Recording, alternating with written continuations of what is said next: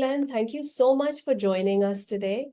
It's my distinct pleasure to have you and host you on the show.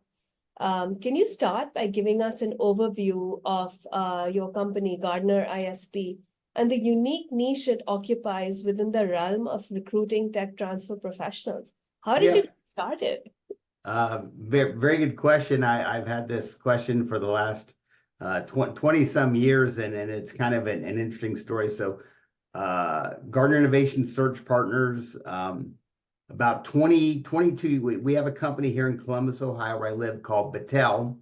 And Battelle is an $11 billion government R&D organization. They do $1 billion in fee-for-service R&D here at Battelle and around the world with Battelle. And then they manage many of the national labs like Oak Ridge National Laboratory, Idaho National Laboratory, NREL, Pacific Northwest National Laboratory, Brookhaven, Los Alamos.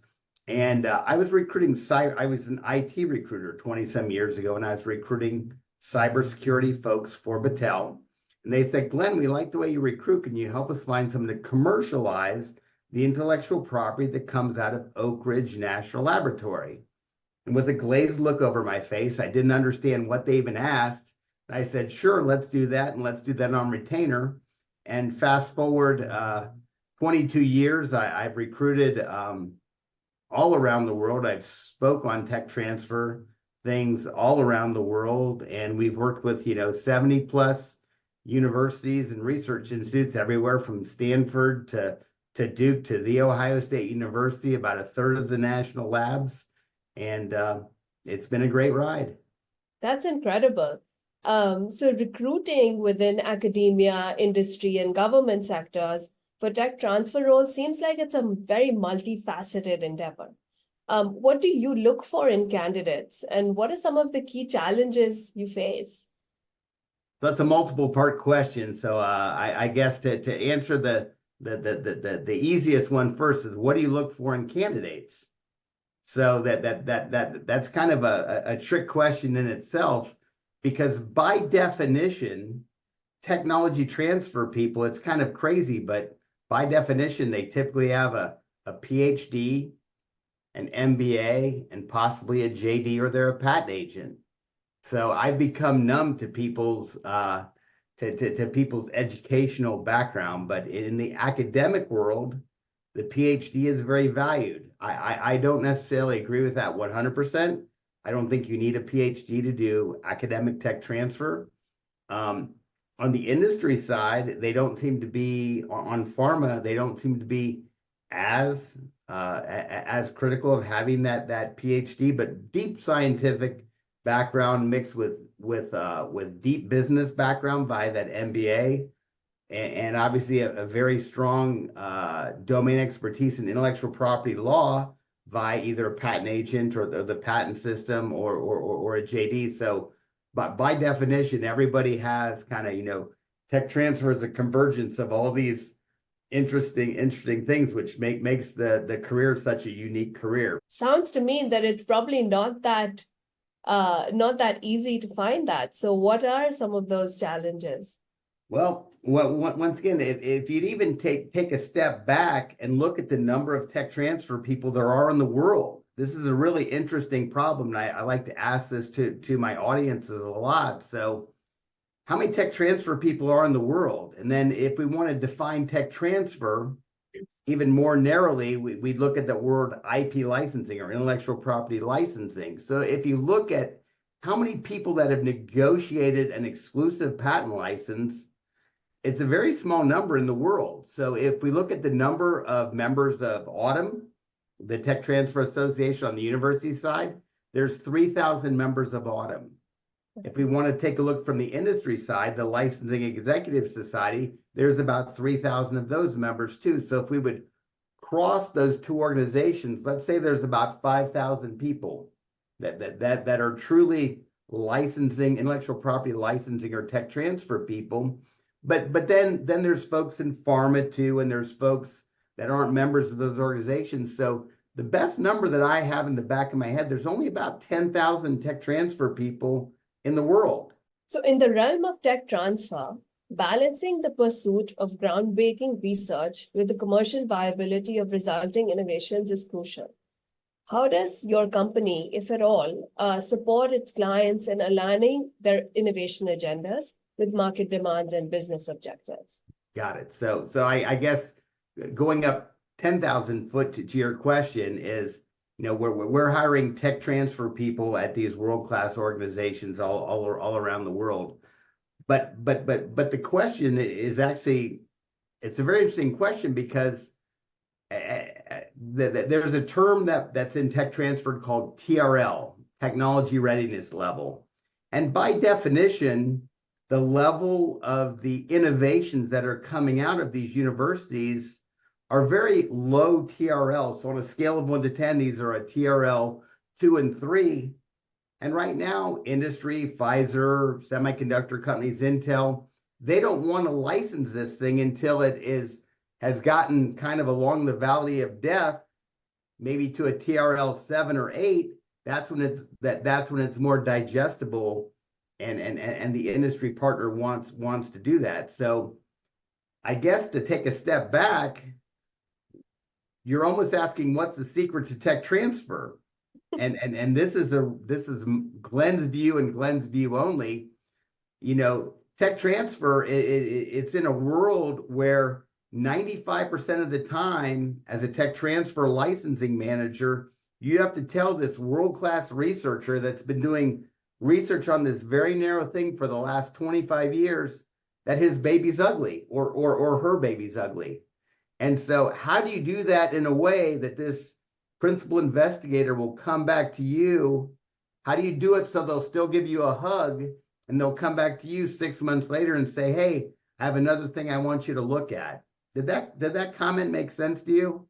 Yeah, it makes a lot of sense. And can you actually speak to a little bit about the commercialization valley of death that you referred to for our audience members who may not know about it? Yes. So once again, the intellectual property or the ideas that are coming out of these world-class research institutes, they are just that. They're an idea. Maybe they solved, in a test tube, maybe that this thing had a good reaction to cure cancer or something. But replicating this thing is very difficult. I have a current client that I'm mentoring. They're called IR MedTech, that they licensed a skin cancer detection, a patent, a very early stage patent that was supposed to do something totally different. They out-licensed that from Ohio State. They're in the midst of commercializing that, but in their commercialization to walk across this valley of death, they found that what it was originally designed for didn't really work.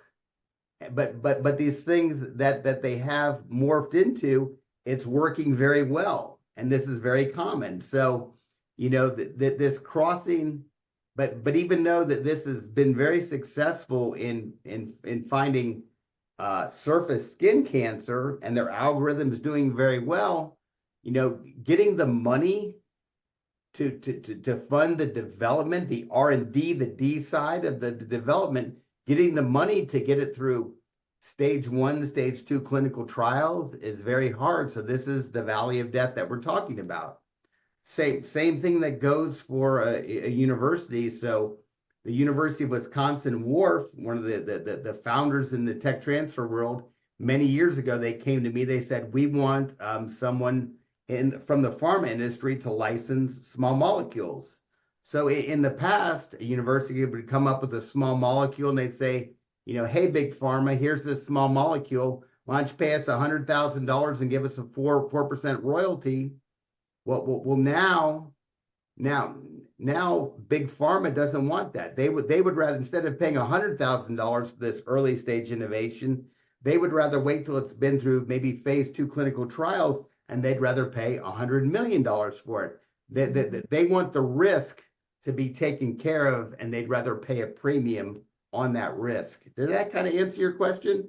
Yeah, it did. But then where do these smaller companies that are focused in that R&D phase, where do they get funding? What are some sources? And once again, so right now in academic tech transfer, a lot of academic tech transfer offices aren't just about managing the patent portfolio and licensing.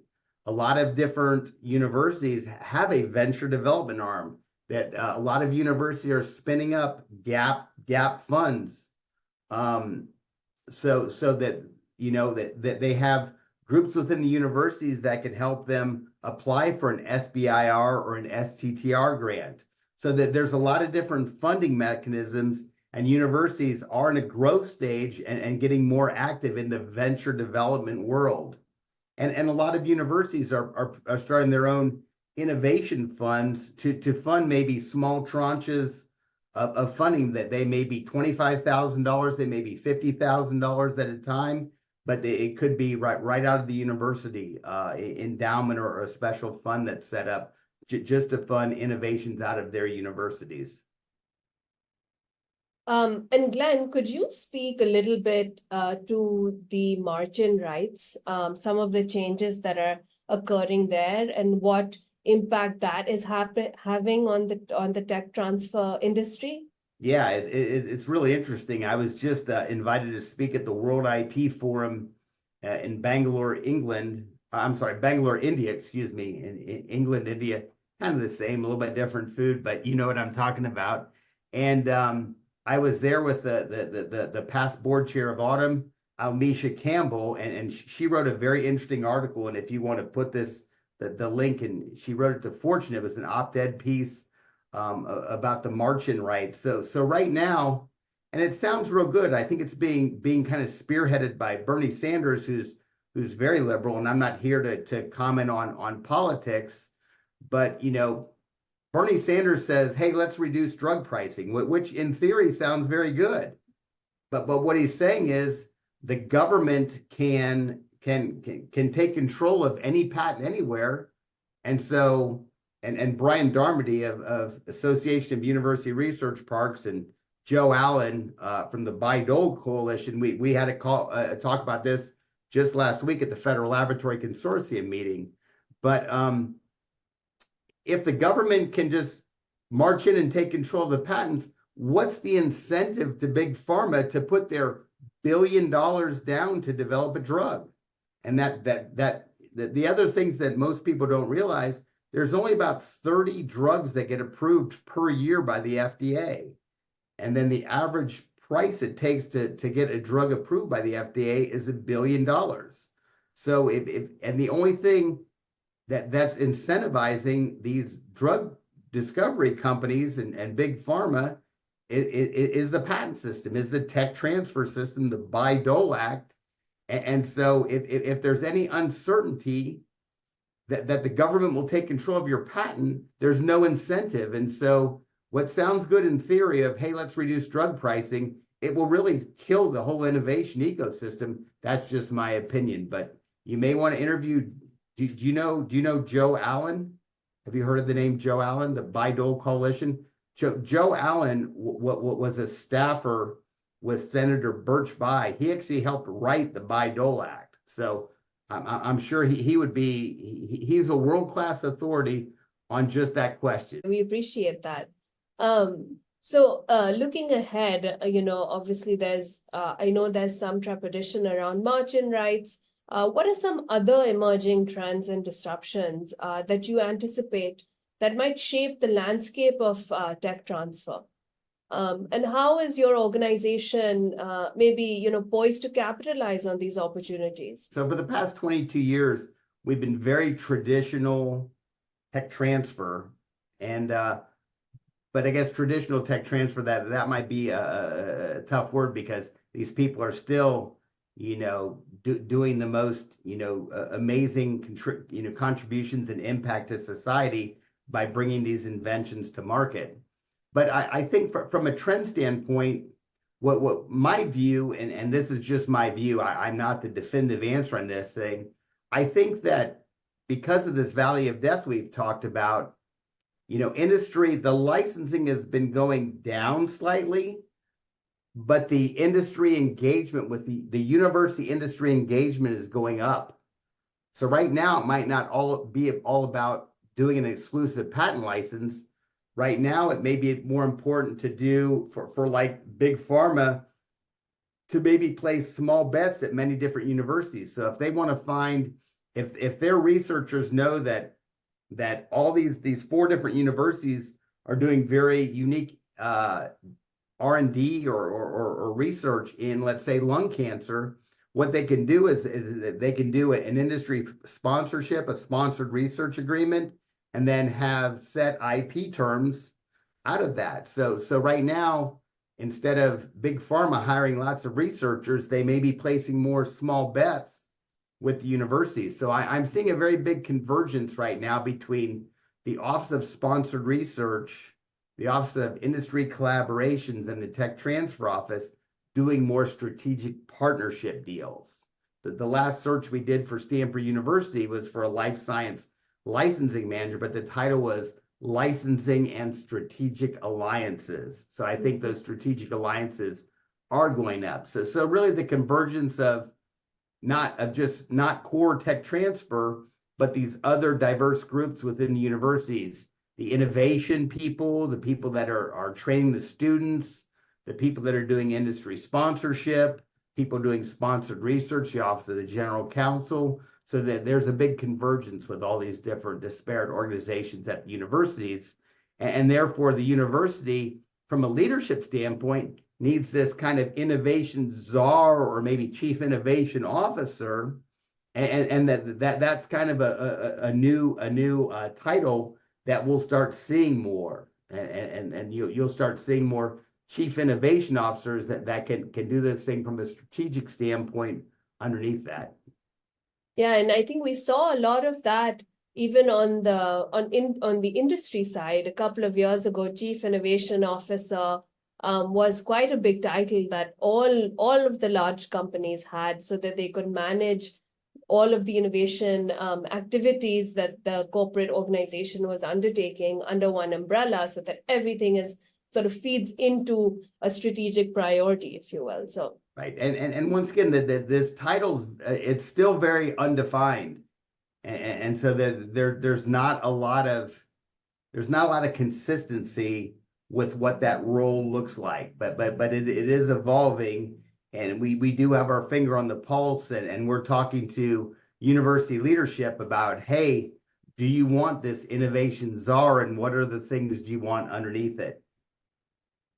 that's exciting. That's really, I think that's going to be really powerful, because it's going to enable collaboration, alliances, strategic partnerships across the university, because there are so many different, as you mentioned, so many different units and departments that are involved in innovation activity and tech transfer across the institution, but also enable partnerships with external organizations like corporate and industry partners, and potentially the government as well. And I think that'll be really, it'll be an exciting evolution to see, since tech transfer has kind of been stuck in a zone for the last several decades. Yeah.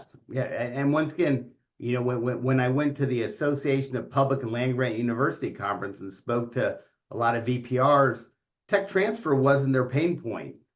It's this industry partnerships and how we can make it easier for industry to do business with universities, and how to get more federal, just non-federal funding into the universities.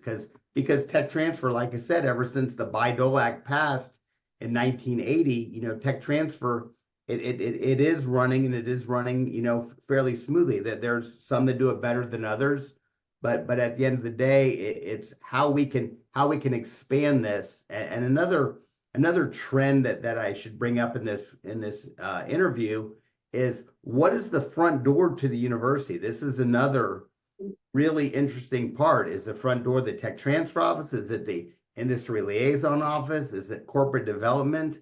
So that this is another, I guess, issue amongst lots of different universities, is how we can make it easy for ABC industry to do business and get their questions answered without going through eight different people there. So that's another real big issue that we're seeing right now too. When I used to work with university institutions as part of when I was part of Coursera and managing partnerships there, we saw both centralized administrations where everything kind of went through the president, the president's office. And then we saw a decentralized institution where everything was sort of more related to the Domains. dean of every college or Yep. things like that. So it is quite an interesting challenge, I think, and we're definitely excited to see how it all evolves on campus over the next couple of years. And that being said, because you mentioned a real important thing here, you mentioned the dean of the college. So if you would look at a place like MIT or Georgia Tech that don't have a med school, and if you look at their licensing revenue, the licensing revenue is lower than you would expect. And the people that have these very high licensing revenue, it's typically a one-hit wonder on some kind of a drug discovery. And so there's another trend, it's not a real big trend yet. It would be working with just the dean of the med school to have someone that drives these partnerships and licensing just for the School of Medicine. And then I've actually heard of other universities that the School of Medicine is kind of rebelling and they want their own tech transfer office. So there's an interesting thing shaking down. And then there's another title that's fairly undefined that would be a chief business officer, typically in a School of Medicine. And this is not quite a tech transfer people, not quite industry liaison or strategic partnership, but these are the ones that are bringing in, the Pfizers, the GSKs, big pharma to do these more strategic projects with the School of Medicine.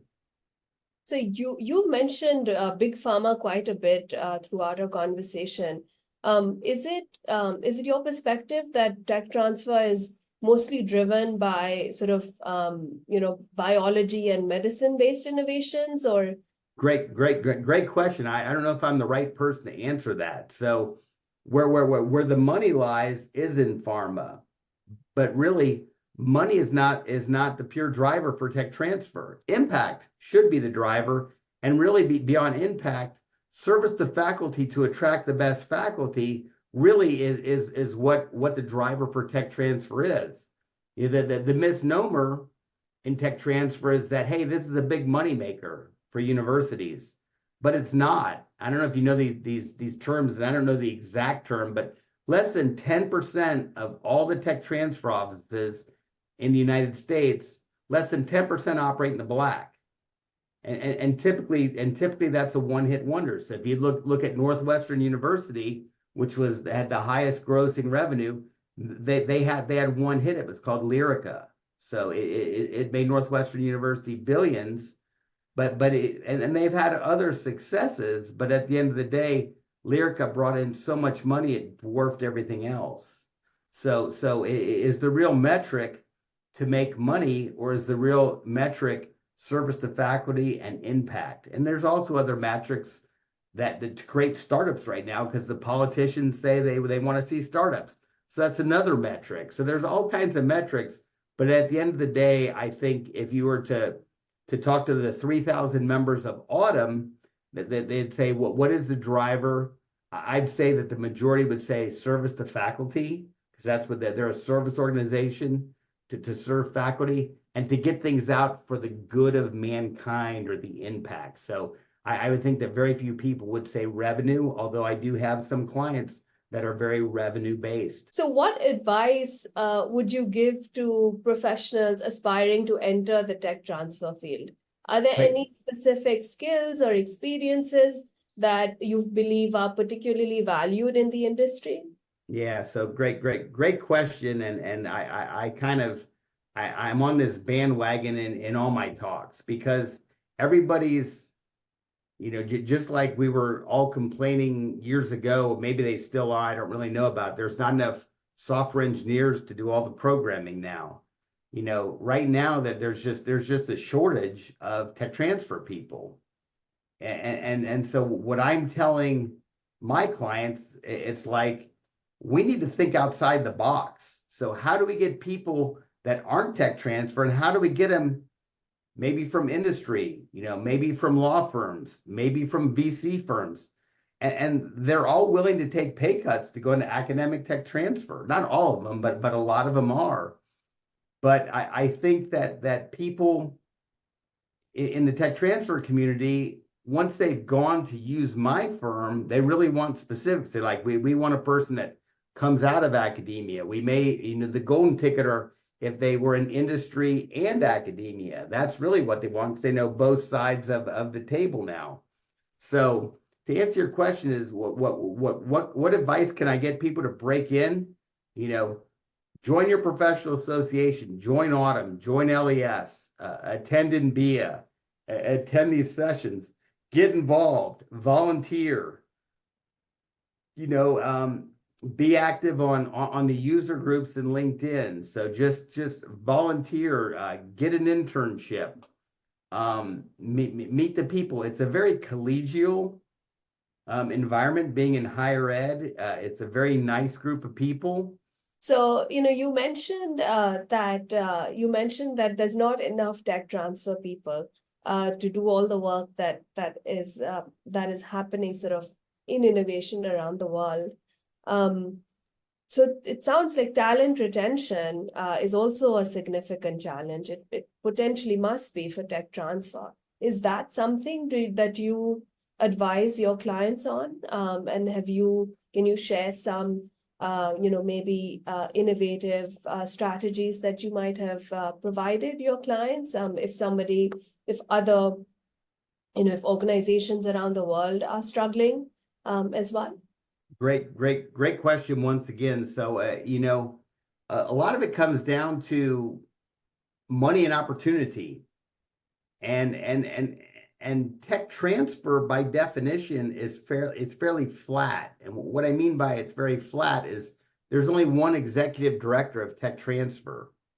Like at Columbia University, I think Orrin Hershkowitz, who's just a world-class resource and so generous with his time, but he's been there for 17, 18 years, and he's not going anywhere. He's got a great position. So there's kind of a cap in tech transfer. So you have an executive director, you may go down to a director of life science licensing, a director of physical science licensing, and then worker bees underneath them.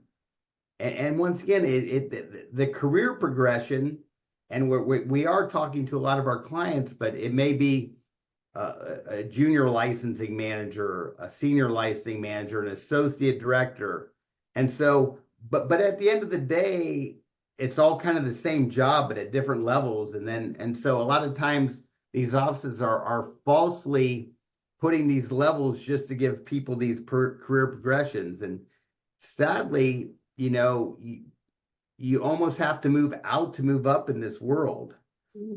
And but at the end of the day, there's a lot of work that needs to be done. So there's only one chief, and there's a lot of Indians underneath that chief. So this is just a real common problem in the academic tech transfer world is career progression. You mentioned that most folks within the organizations that you've worked with and within the industry are more driven by your service to faculty and then creating that true impact on the ground. And so if that's something that drives you, then tech transfer sounds like a good place and community for you to find your people. What you just said is more relevant than you expect, because these people that are running tech transfer offices, these senior licensing people, even the junior people, they can go into industry, they can double their salary. The industries, but they may not have the collegiality. They may be traveling more. There's a lot of different things. And then I've had some people that go from academic tech transfer to industry and then back. And then I have some other people that have went from academic tech transfer to industry. So there is movement back and forth.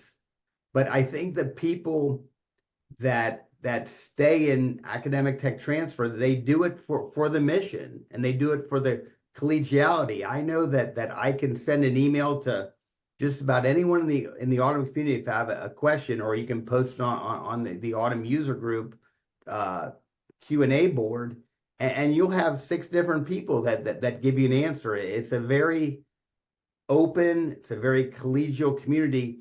And that is why I've chosen not to really direct my attentions to recruiting for pharma or for industry. Although I have done a little bit of those searches, I'm very focused on academic tech transfer just because it's the swim lane I like to swim in.